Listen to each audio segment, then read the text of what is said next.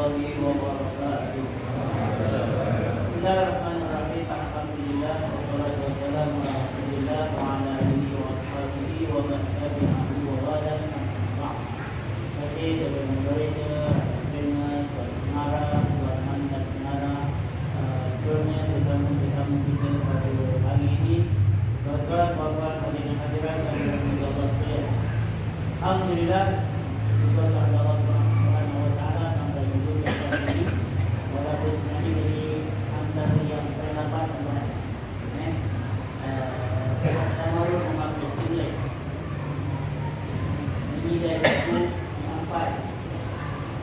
Kalau tak perlu hujan lebat dan jalan berbelit-belit, dan aku dah bisa sampai. Saya mengucap jalan ini. Setengah sampai. Jadi tuan-tuan bercakap tentang halal. Saya tentang ini kita dah ada kesedaran. Semua dalam pada kita nak sedar tentang halal ini, kita menghadapi banyak cabaran. Satu, kita nak tekankan dulu tentang pentingnya halal ini dalam kehidupan kita. Allah sebut dalam Quran, walaqad karramna bani Adam wa hamalnahum 'alal barri wal bahri wa razaqnahum minat thayyibat wa faddalnahum 'ala katsirin mimma khalaqna tafdila. Subhanallahul azim.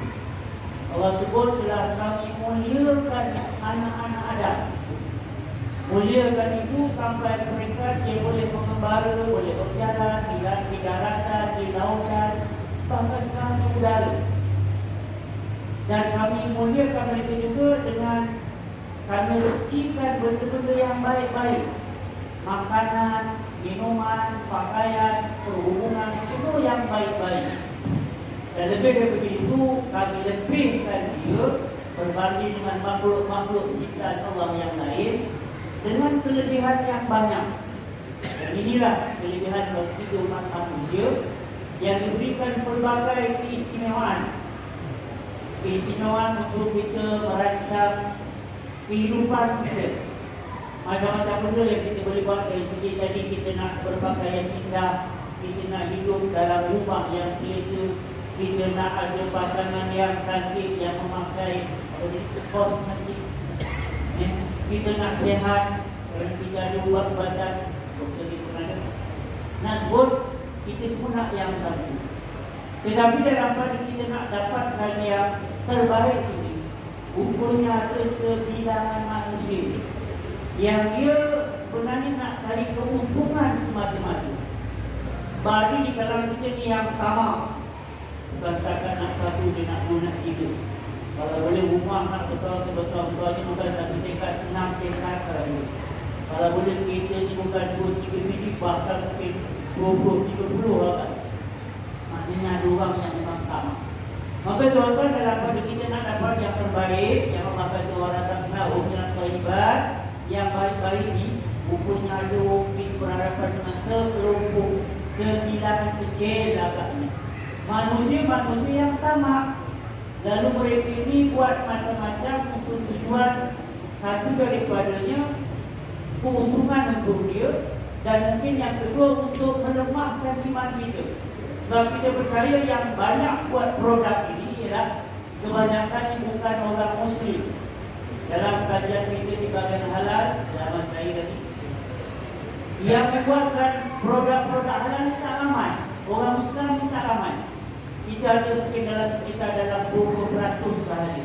80% adalah di kalangan orang yang tamak cakap non-Muslim. Tetapi kita tak menafikan peranan mereka.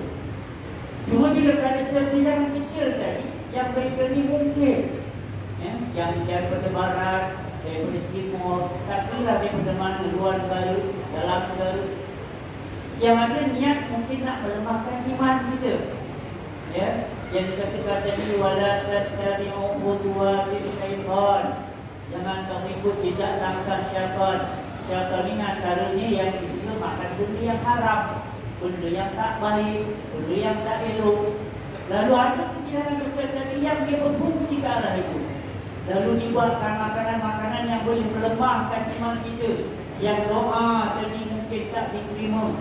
yang mungkin kita amal sembahyang kita takut tak diterima ataupun bentuk-bentuk yang lain menyebabkan keluarga yang bermasalah, anak-anak kita bermasalah, ya, dan macam-macam lagi lah yang menyebab berasal daripada punca makanan. Sebab dalam makanan ini tuan-tuan, dia bukan setakat tadi pisang goreng, bukan setakat tadi kita nak makan beras masak nasi, itu sahaja tuan. Dalam produk zaman kita sekarang ni ada pelbagai benda-benda yang dimasukkan secara sengaja untuk kita dapatkan lebih. Contohnya sedap, cantik, gemuk, lawa. Ya, kalau kata kek tu cantik lah, dia punya warna, dia punya rasa. Maka untuk itu, apa pun banyak produk dalam negara kita sekarang ni dimasukkan bahan-bahan. Kalau setakat pisang goreng tadi cuma campur tepung, garam, gula, goreng minyak habis. Tapi untuk buat roti, kek, kita ada marshmallow, kita ada ice cream, kita ada banyak lagi lah, makanan-makanan bumbunya tuan-tuan nak jadikan yang sedap, kita dimasukkan bahan-bahan aditif, bahan-bahan tambahan. Ada yang untuk pengawet, ada untuk penyemasi, ada yang untuk dia lebih tahan lama. Dia bukan setakat macam pau kita yang beli dekat warung-warung di tepi jalan 3 hari basi, 3 hari, 2 hari setiap dah basi. Dia kalau boleh nak tahan berbulan-bulan. Ni kalau kita buat 3 hari dah benyek dah tak boleh makan. Macam mana dia nak buat boleh? Ni boleh tahan 1 tahun, 2 tahun. Ini yang dimasukkan bahan-bahan. Yang bahan-bahan ini kita pun tak tahu. Walaupun yang buat tadi Pak Mat, yang buat tadi Sadovik, tapi yang dimasukkan tu bahan tu, yang itu yang kita nak tahu apa yang dimasukkan. Ada gelatin, ada plasma, plasma darah, ada lagi yang macam-macam juga. Kita ada perasa, kita ada pewarna. Tuan-tuan nak minum air, tapi tuan-tuan rasa air kita kalau setengah putih saja tak sedap. Dia nak colour ada pink, nak ada colour purple, nak ada hijau, nak ada kuning. Ini nak ada pewarna. Pewarna itu buat di dapur. Siapa yang buat? Nak masuk tu berapa banyak, ya. Lepas tu kita nak rasa sedap, manis. Nak manis tu nak pakai apa? Kalau kita dengan mak kita dulu buat air gula, gula dimasak sampai dia jadi air, jadi gula air. Tapi sekarang ni tuan-tuan ibu gula mahal. Kita buat benda lain. Dalam teknik moden ditambahkan pemanis tiruan. Banyak pemanis tiruan.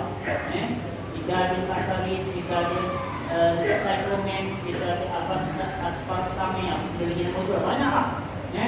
Yang punya manisnya 200 kali ganda, 700 kali ganda.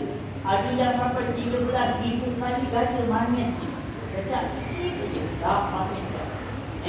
Yang biasa kita pakai stevia lah. Tapi bukan setakat boleh banyak lagi buat. Boleh masuk dalam macam-macam produk.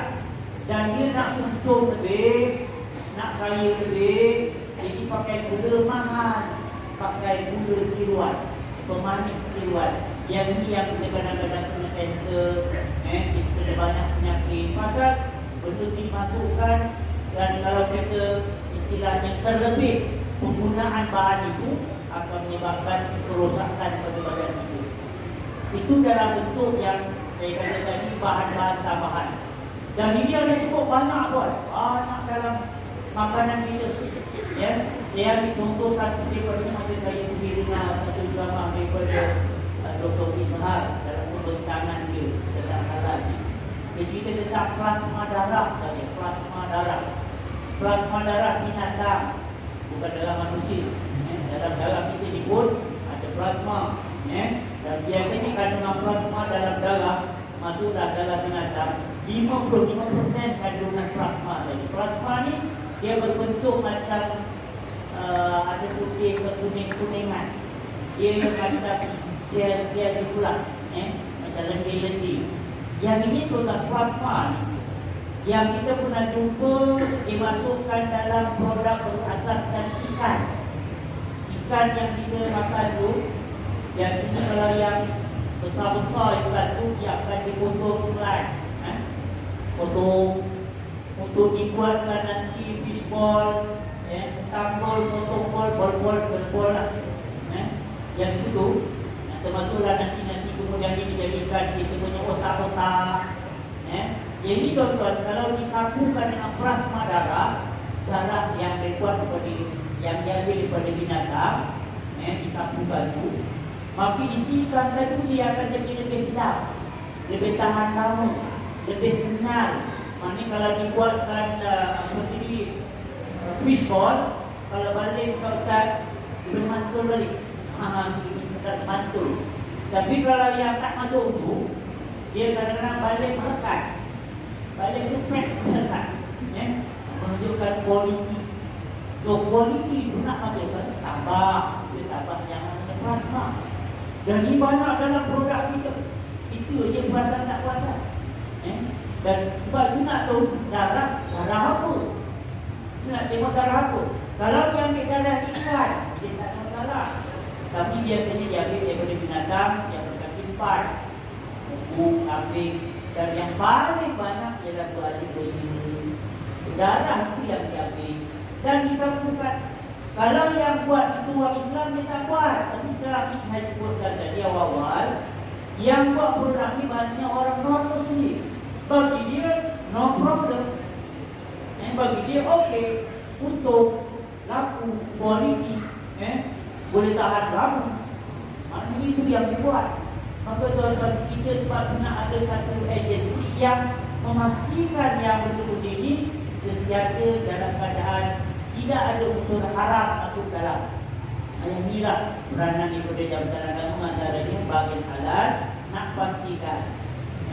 Bayangkan tuan-tuan, dalam kita makan yang banyak-banyak Islam yang moden, yang baru. Itu sekarang ni, yelah, boleh-boleh juga, tapi makan dulu. Betul tak makan, sausage tak makan. Kita apa lagi, French toast apa nama tu, yang kita makan lagi apa namanya tu, anak tu suka makan apa tu, nugget, semua kita makan. Tapi tuan-tuan, dalam bab itu ada betul-betul yang dimasukkan yang kita tak tahu. Yang inilah kita berharap supaya ramai tamu yang minta kalau dapat lebih banyak pengusaha-pengusaha Muslim yang buat, pengusaha Muslim yang sembahyang, yang keluar zakat, yang punya kalau kita tak lebih ramai. Tapi secara realitinya kita tak ramai yang buat. Kalau ada pun kita adalah pekerja, kita bukan pengusaha. Yang mana kalau pengusaha, dia tahu dia nak duit dia ke mana, apa formula dia. Ini kalau boleh yang kita nak ladaikan lebih ramai. Nak capai 30% pun masih ni belum dapat capai lagi. Kita harap sangat lebih ramai yang boleh buat, keluarkan produk yang ini lebih bagus. Yang kedua, kalau tak boleh tuan-tuan, kita perhatikanlah kilang yang buat tu siapa, dan juga ada tak pensidilan halal diberikan. Sebab kalau tak kita secara halal ni, tadi sebagai Ustaz Taufik tahu, dia ada prosedur. Kami akan datang inspection, audit, tengok, atau jadi rantaian dia, itu semua nak terlihat. Minta maaf ya, kita pernah jumpa ada yang buat uli tepung untuk buat biskut tukang uli. Satu kilang yang seperti kita bertuahan, minta maaf, tukang uli itu dalam keadaan suasana tempat itu agak panas sikitlah. Lebih lagi dalam pukul 11, 12 lagi panas. Sambil uli itu tak pakai baju pula, pakai seluar katok uli dengan berleles-leles. Kita pun tengok astagfirullahaladzim, macam ini cara dia buat. Tapi memang bagi dia tak ada masalah, memang bagus ni. Kalau dengan uli dia jadi kuih yang ini, kuih ini ni, kuih ni, kuih ya Allah. Tapi memang sedap. Masalah tak. Tapi itulah bila tengok dia buat astagfirullahaladzim. baju, pakai serong katok tadi, dia berpeluh-peluhnya, lepas tu buang air pun dengan tepung, buang air di tarik balik, sambung itu air kecil, kalau air besar tak tahu kita buat. Itulah tuan-tuan, sebab sama cakap orang yang bukan Islam, bagi dia tak nampak dari segi syar'i, dia nampak dari segi untung, dia nak untung, dia nak lebih kaya lah. Sebab tu tuan-tuan, sama cakap, sebab tu kita lah sangat tuan-tuan yang bagi kita yang pembunuh ni lebih alert, cari badan-badan yang telah mempersijilkan bahan-bahan yang kita nak beli. Kita ada lebih kurang 86 badan persijilan halal satu bumi yang diiktiraf oleh Jabatan JAKIM. JAKIM mengiktiraf lebih kurang dalam 86 yang terkini, daripada lebih kurang dalam berapa buang ke 64 kali lebih kurang. Kemudian badan persijilan di negara masing-masing itu yang ada sijil halal, logo halal, secara mudah yang kita nampak, belilah tuan-tuan. Yang tak ada tu dari segi produk yang dah siap. Jadi kalau macam ikan, tak payah. Sayur-sayur, telur ubi, yang tu tak payah, yang asal tapi yang dah diproses, perlu pastikan ada logo. Untuk kita pastikan bahawa produk ini memang telah diperhatikan, produk ini telah dipersijilkan dan memang ada jaminan halal. Sebab minta maaf tuan-tuan, atau kita makan di restoran ini, ada setengah restoran dimasukkan arak dalam bantuan, dalam masakan. Kalau kita order tentang Chinese food, kita order Japanese food, Korean, ini banyak dia ada campur wine dalam masakan. Sebab tu kalau kena pergi sana, tanya ada masuk tak wine dalam masakan. Kalau dimasukkan wine, memanglah kita tak nampak arak tu, tapi tuan-tuan, arak ada dimasukkan dalam buatan kek hari jadi, macam-macam kek juga yang sedap tu ada boleh masuk dalam itu ialah wine. Yang wine itu haram untuk kita, tapi tak haram bagi dia, maka dia buat. Dan memang kualiti yang bila dah dicampurkan dengan berbagai bahan tadi, sebenarnya kualiti memang lebih lah berbanding dengan yang kita buat secara biasa. Sebab tu kadang-kadang kita tengok bahan-bahan yang berkualiti ni daripada banyak negara luar, bahkan daripada yang non-Muslim, kita kata jauh berbeza dengan yang kita buat. Kita buat, mak bapak kita buat, keluarga kita buat, dia punya tahan lama, dia punya bentuk, dia punya rasa, dia punya orang kata persembahan itu macam tak berapa cantik. Sedangkan yang profesional ni, yang daripada Itali, daripada Perancis, daripada Canada tu, dia punya apa tadi, dia punya bahan-bahan itu, Masya Allah tuan, nampak lazat, coklatnya, kualiti, tapi tuan-tuan berhati-hatilah kerana di dalamnya ada benda-benda yang haram, yang kalau boleh kita pastikan kita sebagai Muslim jaga kerana itu melibatkan dari segi amal ibadat kita. Dan sebab itulah akhirnya yang saya nak sentuh sikit lagi cakap tentang halal ini. Yang pentingnya di negara kita dah ada kemudahan. Dulu tak ada, sekarang dah ada. Logo itu dah ada dah. Maknanya tuan-tuan dah jadi satu orang kata kita dah boleh tengok di mana-mana lah. Dah ada logo tu. Dah establish sejak tahun sebelum masa saya masuk Jabatan Agama, dan 2 tahun saya masuk ke Jabatan Agama. Sebelum tu lagi dah ada usaha nak meletakkan logo halal. Dan kemudian dia berperingkat-peringkat, tapi saya percaya sekarang ini dah banyak produk yang dah ada logo halal. Kewajipan kita lah yang nak mencari, memilih, mengutamakan yang halal. Jangan utamakan yang murah saja tuan. Tegak kita ni kadang-kadang ada setengah orang dia lebih kepada tegak yang murah. Asal murah, jalan. Ada setengah orang tegak sedap. Asal sedap, tak bertengah saya pun tinggi. Asal stop. Viral pula nanti. Tapi kita sebagai orang Islam, saya nak tekankan kepada tetap halal. Halal, silakan. Kalau tak halal, walaupun sedap, ramai orang kata, sedap. Tapi kita maaf cakaplah, bila tak halal tu, tolonglah. Jangan. Walaupun orang kata ramai sedap, benda tu sedap. Tapi kerana dia tidak halal, janganlah kita ambil memilih tetap yang halal. Yang tak halal tadi, kita maaf. Nak sebut akhir sekali tu, sekarang ni teknologi moden sekarang, tuan-tuan, banyak produk-produk yang kita masih lagi ragui. Terbaru ialah produk yang namanya makan apa tu, daging apa tadi, buatan. Daging buatan. Dia daging buatan mahal. Dia bukan daging original. Dia bukan daging daripada lembu, kambing, ayam.